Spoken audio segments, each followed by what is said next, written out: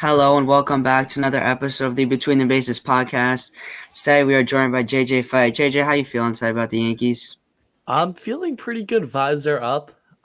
Definitely since 2 weeks ago. At this point, when we lost four straight, or a little more than that, it was 4 out of 6, something like that. 2 weeks ago, so definitely feeling better than that. But I don't know. Like we're running into some teams that are below us in the table. We have 6 straight games. Let's see what we can do, type of thing. Yeah, the main problem has been the offense. Guys like DJ LeMahieu, Anthony Rizzo, Giancarlo Stanton have been slumping. Do you see them turning around against bad teams like the A's and Cardinals? I would really hope so to see them. This is their chance right here. Yeah. A guy like Stanton, you got to give him a month and a half off the IL to really like come back, and he's reaching the end of his month and a half. You really want to see him this time, like you want to see him step it up, specifically in Oakland. Very few guys can just drive the ball straight out in Oakland. You want to see him maybe hit a homer or two in Oakland, get his confidence back up. Playing two very big ballparks, a lot of less home runs over these last two series, in my opinion. But to see him like maybe hit some hard line drives, get the ball, get on base. And yeah, we'd love to see that from Stanton. DJ, also, you want to see him just driving the ball the opposite way and being consistent with that. And Rizzo's going to be Rizzo. You know, you'll get top defense, but also you want to see him like pulling the baseball and just kind of doing a little bit of everything. Yeah, with Stanton you could tell if he's gonna if he's back really or not. From the first swing he takes that night, you could tell if he's on balance or off balance. And it's such a pain for the Yankees that every time he gets hurt, he's just like one of the worst players in the league for the next month. Same thing happened last year, ruined his whole year. He ends up hitting 211 with the OPS in the 700s last year because he's in the IL at the end of the year. It just really messes him up. Yeah, it's also going to be this year, as I think there's the added pressure of he has to pick up slack. He knows Judge isn't there. So you also wonder if what we were talking about in the last pod, where he's gonna have to press, and he is pressing. You can see that he's pressing.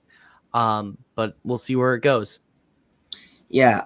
The main guy that's been carrying the Yankees offense as of late has been Billy McKinney. Do you see him staying hot, or do you think he's just like he's hot right now? I mean, for it's been a he'll keep saying it's a small sample size, and it has been a small sample size, but it's been 2.5, 3 weeks at this Sample point. size is getting bigger. Yeah, and he's Yeah. still, as long as the average stays somewhere around 300, I would consider that decent for him. He's not really known for his power, but he's been playing a solid left field, right? Which is what the Yankees really brought him up for. Is like they needed an actual outfielder on the roster, and he's played a good left field. Has it been amazing? Has it been no? But has it been solid? Yes. He's been playing that left field pretty well, which is very tough in Yankee Stadium, and the average has been there, which is really cool. He had the big home run against Texas on Saturday, which was cool to see. But I don't know. It'll be interesting to see. I have a feeling a lot of guys can either get really hot over these next couple of games, or they could like crash and burn in a way, Yeah, because like you're Stanton. facing some teams that you could definitely tee off against, and you want to see them do that. I think with Billy McKinney, the Yankees will be pleased if he even like hits 270. That's still one of the top averages on the team. Oh, 100%. Yeah, just any 270 average for the Yankees is like that's not. They don't have anybody Yeah. like that. It's sad to see. Like Billy McKinney has given the Yankees way, way more than what they expected of him. And even if he cools down a bit of these like over these next few games, I still think the Yankees are very pleased with him. I have a bit of like a hot take. Domingo Herman over his last three starts since the suspension has not been the same guy we've been seeing. Do you think he needs to be cheating to be pitching well, or do you think it's just Domingo Herman being like streaky?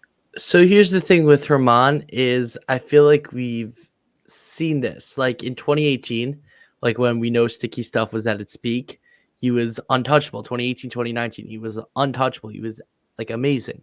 Then he has the whole issues off the field, and again, I'm not a big fan of Domingo Herman. If he leaves the Yankees, I'll say good riddance. But he's on our team. You have to talk about him in a way. Um, and you kind of saw that also 2020, 2021. Like he came back, and again, he couldn't really like find the strikes, and he was going back to his early career struggles. And it really makes you wonder like how much of his good stuff is actually good stuff and how much of it is sticky stuff. And it really makes you wonder. So for me, I would like to see him put together a good start without sticky stuff, but who knows? Like, it could be that he needs sticky stuff to be successful. When Nestor Cortez and Carlos Rodon return, do you see him or like Domingo Herman or Clark Schmidt getting the number 5 spot in the rotation? So Because I I think you think could go either way at this point. so I think you oh, to be honest, I'm leaning Clark Schmidt all the way right now. For his last Yes. 7 starts, his ERA has been amazing. He's put together some Uh-huh. really solid starts. The Yankees don't score for him. They're 0 for 6 in his last 6 starts. That also is very true. Similar to what But they did with Jordan Montgomery a few years back. yeah, it's painful to see, but Clark Schmidt has given them a chance in his last 7 starts to get a win. And yeah, the Yankees offense has been historically bad this year.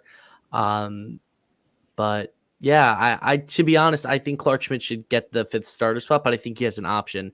And the Yankees love to play around with keeping as many guys as they can eligible for the major league team. So I would not be surprised if they send Clark down. I think he has an option. I'm not 100% sure. I don't see the Yankees sending him down. I think they can move. The one that doesn't make the rotation will be moved to the bullpen. Probably. And also Clark pitched really well at the bullpen the last couple of years. So for him, that would be good. And Domingo Herman at the bullpen has actually been atrocious. So we'll see. We'll see what they do with that. I think Clark, as of now, has her in the spot, but they've both been really streaky over their careers, so it could go either way. No, 100%. It could really go either way. I agree with you on that one. Aaron Judge, torn ligament in his toe. When do you expect it coming back? So now the news originally was expecting back around the All-Star break, right? That's not going to happen. Yeah. And people were saying around July 15th, July 20th. That's not going to happen. To be honest, from what I'm hearing, it's around going to be around August 5th. Like that series, which is a while, and you have to then stay afloat for a while at that point to be able to have hope of making the playoffs. And they face some tough teams between now and then. It'll be interesting to see. Also, Judge said that he still has pain when he walks, which is not good at all. And the fact that he's still not wearing a boot, which is kind of against him. Like, you got to wear the boot if you want to get better. So I really don't know. I could also see a point where if they realize they're going to just like battle for a playoff spot, they could shut him down for the season and be like, we'll take it from next year. I could see them doing that. Yeah. But who knows? Like kind of what the Portland Trailblazers did with Damian Lillard, just shutting him down. We're not competing for a playoff spot. Just get a better draft pick. But the Yankees can never say that they're not competing for a draft spot, for a playoff spot. So they'll say, we just got to do with what the team that we have. And they'll say, if we don't make it, we don't make it. But they're never going to officially say we're not fighting for a playoff spot. They're always going to say we're fighting for a playoff spot. I think what'll be interesting will be how they handle the trade deadline. They handle the trade deadline aggressively. They will. The issue is there aren't that many sellers this year. So how aggressively are you willing to take it? I mean, we know that Peraza will probably get traded at some point. They wouldn't be keeping him in the minors this long. He seems to have picked up some sort of knock. He's been out of the lineup in Scranton the last couple of nights. But it's just been their top prospects. They seem to want to – they're learning their lesson a little bit. Like, they held on to Frazier, and then they brought him up, and he lost all of his trade value. They did that to Andujar also. So it seems like they don't want to lose the trade value for Peraza, because the minute he comes up and he hits 150, then he lost all of his trade value. And Duhar, though, he was great in his rookie year. The shoulder injury, I believe it was, that's what really ruined his career. Yep. Anthony Volpe has been hitting really well as late. His OPS around 800 since he made that adjustment. Do you see him keeping this up? Before Chicken Parm and after Chicken Parm. Exactly, Chicken Farm. Do you see him keeping it up? Because I really hope he does. It would be so. I mean, it's closer to what he did in the minors, and that would be amazing. Yeah, his average is going to come down a little bit, but you normally see that when you jump from AAA to the majors. So his average isn't above 300, but of course it wasn't going to be in the major leagues. Yeah. Unless he really, really 100% put it together. And he's still battling. The one thing I would like to see him do is cut down the strikeouts. The strikeouts are still he needs to shorten up with 2 strikes. I don't even think shorten up with 2 strikes. I think I think he tries to be too patient, and then suddenly he's down the count 1-2 or 0-2 sometimes, and then that's it. I want to see him be a little bit more aggressive early in the count, try to jump a pitch or two, go the other way, and see what he can do with that. With Anthony Volpe, it's kind of weird the ways that bats go. He's usually very aggressive on the first pitch, and he'll take the next like two pitches. I just said he's down 1-2, or he's struck out. Yeah. He doesn't identify pitches very well. Like recently, a few days ago, he swung over a fastball with 2 strikes. Yeah, I saw that. Yeah, That was frustrating that for can't me. happen. Yeah. There's no pitch that's rising. It's a fastball. It's a straight pitch. There's no risers Yeah. unless you're facing what's his name on the Giants, Rogers. Yeah. Tim Tyler or Rogers, Trevor. one of them. One of their brothers. It's one or the other. Yeah. Really weird situation with Josh Donaldson. That whole thing that happened with Aaron Boone. He's out of lineup for the last 3 games. He's back in the lineup tonight, but I mean, what do you expect to happen? Come from I all mean, we have again, like what I said earlier, with a couple of the guys who are struggling. We have a straight line of bad teams that we could tee off against. I want to see him out there. Maybe not every night, give him 1 or 2 nights off, but you got to see him out there. Oakland's his old stomping ground. Maybe something out there turns it back on for him. Yeah. But yeah, it'd be very interesting to see. Like again, a healthy Josh Donaldson that's playing his style of third base and hitting, let's say 250, is solid for this team. Like that's something that we need almost. And I think the home runs are going to come naturally just by him being able to hit more. But I mean, you got to see him get on base more also. And he's just not doing that. And Yeah. that's the frustrating part. He's not walking that much either. It's not like his like on base percentage is up. It's also down. So I either want to see him like start to get that on base percentage up or that average up over this week. Thing with Josh Johnson that I've been seeing really over his time with the Yankees, he doesn't have that same intensity he used to have.